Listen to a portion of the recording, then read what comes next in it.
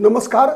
बड़बोलापन क्या होता है और बड़बोलापन का नुकसान क्या होता है, अगर हमें यह सीखना हो तो डोनाल्ड ट्रंप से हम सीख सकते हैं। डोनाल्ड ट्रंप राष्ट्रपति दोबारा चुने जाने से पहले ही इस प्रकार के 30 मार्क हाँ वाले मुल्ला नसरुद्दीन वाले दावे करते फिर रहे थे कि मैं रूस यूक्रेन युद्ध ऐसे खत्म करवा दूंगा, ये कर दूंगा, वो कर दूंगा, अमेरिका की अर्थव्यवस्था को वहां चांद तारों पर पहुंचा दूंगा। इस प्रकार के बड़बोले बयानबाजियों का परिणाम क्या हुआ वो आज देखना हो अगर तो डोनाल्ड ट्रंप पे देखना चाहिए। डोनाल्ड ट्रंप एक तरह से आप कह सकते हैं कि अपना मानसिक संतुलन खो चुका है। डोनाल्ड ट्रंप ने एक बार फिर से 25% तो टैरिफ भारत पर लगाया ही था, अब फिर से एक बार और 25% टैरिफ भारत पर लगा दिया गया है। अब समझने का प्रयास करते हैं सबसे पहले कि ये जो दूसरा 25% का टैरिफ है वो तो आज से लागू नहीं होगा। जो पहला टैरिफ 25% लगाया गया वो आज 7 अगस्त से लागू हो रहा है, लेकिन अगला जिसकी घोषणा कल किया गया कि भारत ने अगर रूस से तेल लेना बंद नहीं किया तो भारत पर ये 25% टैरिफ फिर से, ठीक है, वो एक्स्ट्रा टैरिफ है, ये लागू होगा 27 अगस्त से। और डोनाल्ड ट्रंप के इस बात की घोषणा करते हुए ही भारत में भी राजनीतिक बयानबाजियां शुरू हो गई। एक तरफ प्रधानमंत्री नरेंद्र मोदी ने इस बार केवल एक वाक्य कहा, बहुत ही संतुलित वाक्य है कि हम किसी भी दबाव के आगे नहीं झुकेंगे। भारत एक संप्रभु देश है, भारत अपनी जरूरतों के अनुसार फैसला किया करता है। ऐसा ही बयान पिछली बार भी हुआ था। आपको याद है जब रूस और यूक्रेन का युद्ध शुरू हुआ उस समय में अमेरिका में जॉन बाइडेन वहां के राष्ट्रपति हुआ करते थे। रूसिया पर सैंक्शन लगा, लेकिन भारत को ये एक तरह से आज़ादी मिली कि भारत जो है रूस के साथ तेल खरीद सकता है। इस बात की सबको दुनिया में पता है। लेकिन जिस प्रकार से भारत में ट्रंप की घोषणा के बाद ही, वैसे ट्रंप की बातों पर विवाद पहले से चल रहा था सत्ता पक्ष और विपक्ष के बीच। राहुल गांधी लगातार हमलावर हैं सरकार नरेंद्र मोदी पर, स्वाभाविक है, विपक्ष के नेता हैं तो उनका काम है कि सरकार पर हमलावर होना। इसलिए भी राहुल गांधी लगातार हमलावर रहे कि जिस प्रकार से ऑपरेशन सिंदूर के बाद के दौरान जो सीज फायर हुआ भारत पाकिस्तान, उसका श्रेय लेने का डोनाल्ड ट्रंप के द्वारा प्रयास किया गया। डोनाल्ड ट्रंप ने यह कहा कि हमने सीज फायर इस वादे के साथ किया है कि इसका कंपनसेट हम जो है भारत और पाकिस्तान दोनों को करेंगे, आर्थिक रूप से करेंगे। अब ये तो हास्यास्पद बयान है डोनाल्ड ट्रंप का, ये अलग विषय है, लेकिन भारत में इस पर राजनीति शुरू हो गई। लेकिन आज जो सबसे महत्वपूर्ण जो विषय मैं आपके समक्ष लेकर आया हूं वो ये है कि एक कांग्रेसी सांसद ने डोनाल्ड ट्रंप की औकात याद दिलाई और डोनाल्ड ट्रंप की भाषा में ही डोनाल्ड ट्रंप को लाजवाब जवाब दिया है, ये कहते हुए कि मैं भारत का रहने वाला हूं, भारत का गीत सुनाता हूं, ठीक है। और ये कहते हुए डोनाल्ड ट्रंप ने की भाषा में जिस प्रकार से डोनाल्ड ट्रंप को जवाब दिया है, कहीं ना कहीं डोनाल्ड ट्रंप के घाव पर ये नमक की तरह जो है, नमक ही नहीं डाला है बल्कि नमक डालकर उस पर नींबू भी गाड़ दिया है। मैं बात कर रहा हूं मनीष तिवारी की। चंडीगढ़ से सांसद रहे हैं मनीष तिवारी, पंजाब के रहने वाले हैं। एनएसयूआई के दिनों से कांग्रेस की राजनीति में सक्रिय है। एनएसयूआई के वो जब मेरे जैसा व्यक्ति जब पटना विश्वविद्यालय का छात्र हुआ करता था उन दिनों मनीष तिवारी एनएसयूआई के राष्ट्रीय अध्यक्ष हुआ करते थे। मुकुल वासनिक वो युवा कांग्रेस के अध्यक्ष थे। राजीव गांधी राष्ट्रीय अध्यक्ष थे, मुकुल वासनिक युवा कांग्रेस के अध्यक्ष हुआ करते थे और मनीष तिवारी एनएसयूआई के राष्ट्रीय अध्यक्ष हुआ करते थे। दर्शकों आपकी जानकारी के लिए मैं बताऊं, ठीक है। तो मनीष तिवारी ने कहा कि मैं उस पंजाब से आता हूं जिस पंजाब ने आतंकवाद देखा है, जिस पंजाब ने ये दर्द झेला है, मेरे परिवार के लोग भी मारे गए पंजाब में, कि कैसे पाकिस्तान के सहयोग से वहां आतंकवादियों को फला फूला। इसलिए हम राष्ट्र के खिलाफ कोई बात नहीं कर सकते, हमारे लिए देश सबसे पहले है। कहीं ना कहीं मनीष तिवारी शशि थरूर की सुर में सुर भी मिलाते हुए इन दिनों देखे जाते हैं। खैर वो एक अलग विषय है कि मनीष तिवारी और शशि थरूर क्या बीजेपी में जाने वाले हैं नहीं जाने वाले हैं, मुझे तो नहीं लगता ऐसा कुछ, क्योंकि जिस प्रकार का शशि थरूर का आज तक का राजनीतिक इतिहास रहा है, मनीष तिवारी का रहा है, ये बात कहीं ना कहीं आप देखेंगे तो कांग्रेस छोड़कर ये बीजेपी में जाएंगे। जितने अधिकतर राजनीतिक पंडितों का अटकल है उससे मैं सहमत नहीं हूं। मैं मानता हूं कि ये दोनों कम से कम बीजेपी में तो नहीं जाएंगे। हाँ, कांग्रेस की राजनीति से किनारे हो जाएं यह संभव है, लेकिन अगर इनकी नहीं सुनी जाएगी, नहीं समझी जाएगी तो ये अलग हो सकते हैं, लेकिन बीजेपी में जाएंगे ऐसा मेरा मानना नहीं है। ठीक है, और समय बताएगा कि मैं गलत होता हूं या जो इस प्रकार के अटकल लगाने वाले या फिर एक सनसनी पैदा करने वाले अपने चैनल पे लोग हैं वो लोग सही होते हैं। इतिहास समय बताएगा। लेकिन मनीष तिवारी ने यह तक कहा, अमेरिका को याद दिलाया, 1971 की याद दिलाई कि किस प्रकार से आपने 7वां बेड़ा भेजा था पनडुब्बी, और परमाणु हथियार से लैस 7वां बेड़ा भेजा था अमेरिका ने जब भारत के खिलाफ पूरी दुनिया की शक्ति थी। जिस प्रकार से अमेरिका ने 1971 में चीन को उकसा रहा था कि पाकिस्तान के साथ भारत जब युद्ध में रत है तो चीन भी भारत पर हमला कर दे, और साथ ही अपना 7वां बेड़ा भेज दिया भारत पर हमला करने के लिए। उसके बाद क्या हुआ, डोनाल्ड ट्रंप को औकात याद दिला रहे हैं मनीष तिवारी। ठीक है, तो डोनाल्ड ट्रंप को इस बात की याद दिलाई। साथ ही मनीष तिवारी ने यह भी कहा अर्थव्यवस्था के मामले में कि आपके इस टैरिफ वॉर से भारत का घंटा नहीं बिगड़ने वाला है, भारत का घंटा नहीं बिगड़ने वाला है। मित्रों, आप देख रहे हैं पॉलिटिकल आइडिया के आज के इस विशेष अंक में आप दर्शकों का स्वागत है। मैं हूं प्रदीप कुमार। मित्रों, मनीष तिवारी ने कहा, देखिए, और जो सच्चाई भी है कि ये डोनाल्ड ट्रंप का केवल फ्रस्ट्रेशन है। डोनाल्ड ट्रंप जो शेख चिल्ली की तरह जो दावा करके आया था कि मैं ये कर दूंगा वो कर दूंगा, अब अमेरिका की जनता पूछेगी कि भाई तुमसे हुआ क्या, तुमसे एक मच्छर नहीं मरा। अब हवाबाजी जो किया था वो निकल रहा है, रूस बात नहीं मान रहा है। जेलेंस्की, आप याद होगा जेलेंस्की ने जिस प्रकार से डोनाल्ड ट्रंप को, आज तक आपने कभी देखा था किसी अमेरिकन राष्ट्रपति को जेलेंस्की जो है पत्रकारों के समक्ष जितना बेइज्जत किया, तो ये डोनाल्ड ट्रंप की औकात है कि व्हाइट हाउस में बैठकर यूक्रेन का राष्ट्रपति जेलेंस्की बेइज्जत करके चला जाता है। पुतिन बात मानते नहीं है, पुतिन को दोस्त बताता है।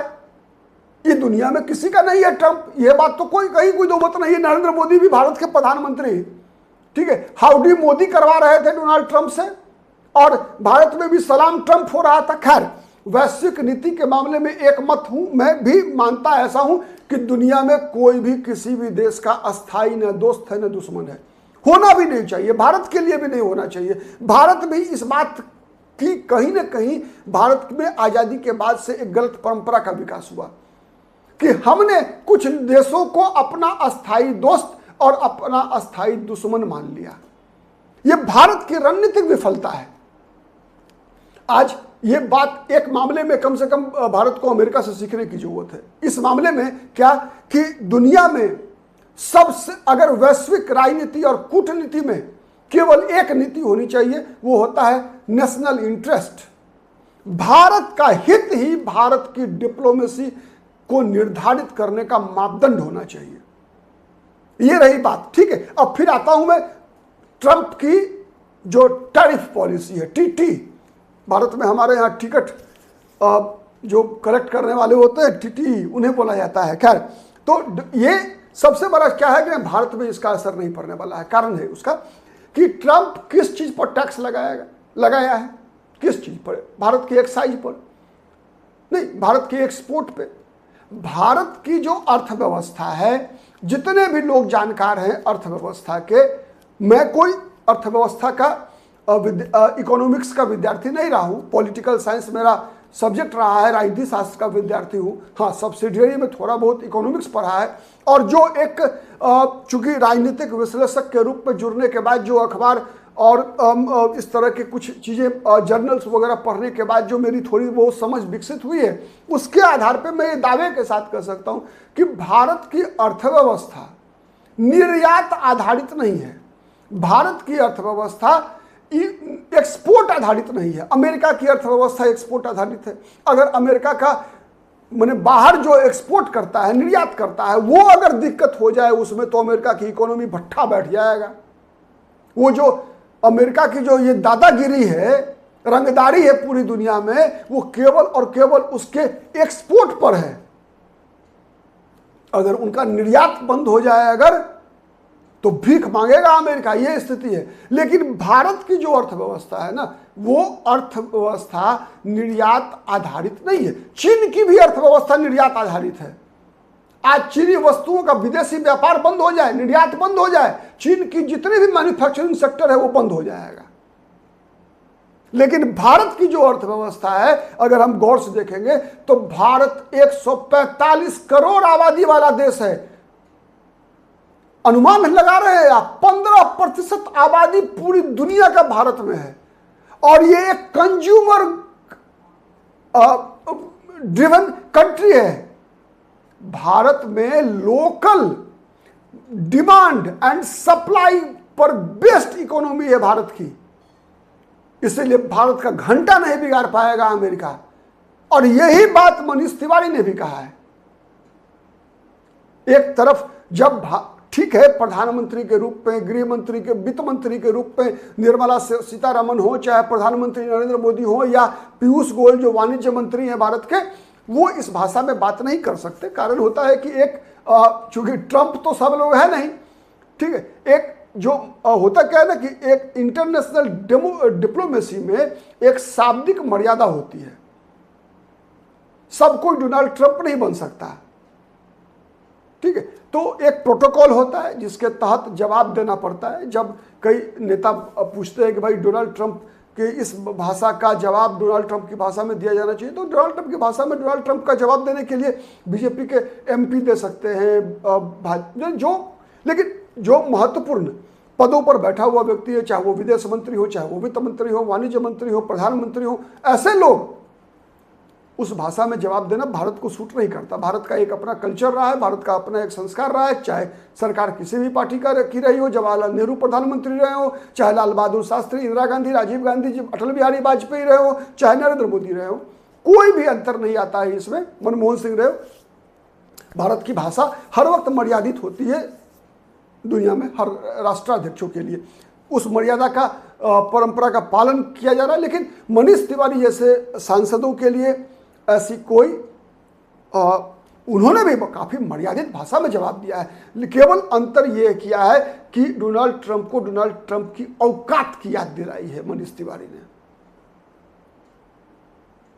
ठीक है। तो ये सबसे बड़ा जो है उपलब्धि है भारत के लिए, ठीक है, कि भारत एक ऐसी अर्थव्यवस्था है जो कि स्थानीय मांग और मांग और सप्लाई पर निर्भर अर्थव्यवस्था है, जहां पर कि इन्फ्लेशन दुनिया में सबसे कम है भारत के अंदर, मुद्रास्फीति, ठीक है।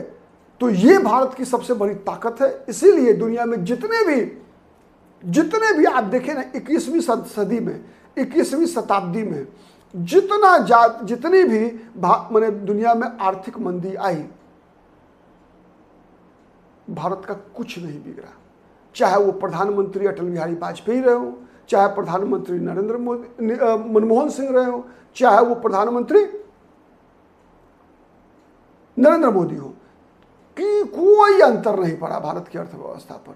भारत की अर्थव्यवस्था पर अंतर तब पड़ा था जब भारत कॉपी कैट बन गया था। कॉपी कैट मतलब नकलची बंदर। 90 याद है, 1989-90 भारत की अर्थव्यवस्था खोखला हो गई थी। भारत